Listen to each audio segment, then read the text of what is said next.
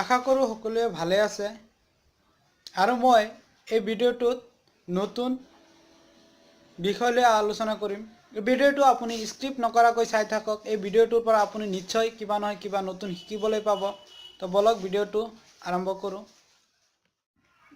আজি আমি আলোচনা কৰিম এই ভিডিঅ'টোত যে আমি এই লেপটপত টেব এই টেব বুটামটোৱে আমাক কেনেকৈ সহায় কৰে বা ইয়াৰ কাম কি।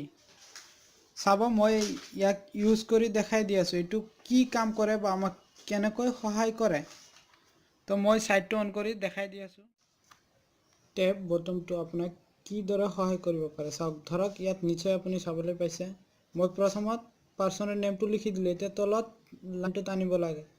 মই এতিয়া কি কৰিম ডাইৰেক্ট ইয়াত চাওক টেবত আপুনি ডাইৰেক্ট টাচ কৰি দিয়ক। টেব বটনটোত এয়া নিশ্চয় চাবলৈ পাইছে টেব বটনটোত মই ডাইৰেক্ট টাচ কৰি দিছোঁ আৰু চাওক তললৈ আহি গ'ল।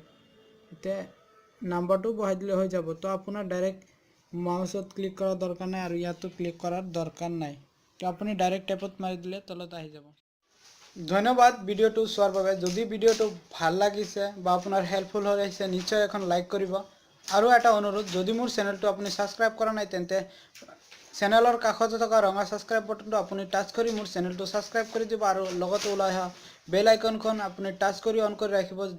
সেই বেল আইকনখন অন কৰি ৰাখিলে মই যেতিয়াই ভিডিঅ' আপলোড দিম এই ধৰণৰ আপুনি লগে লগে নটিফিকেশ্যন পাই থাকিব আৰু মোৰ ভিডিঅ'সমূহ চাবলৈ পাব।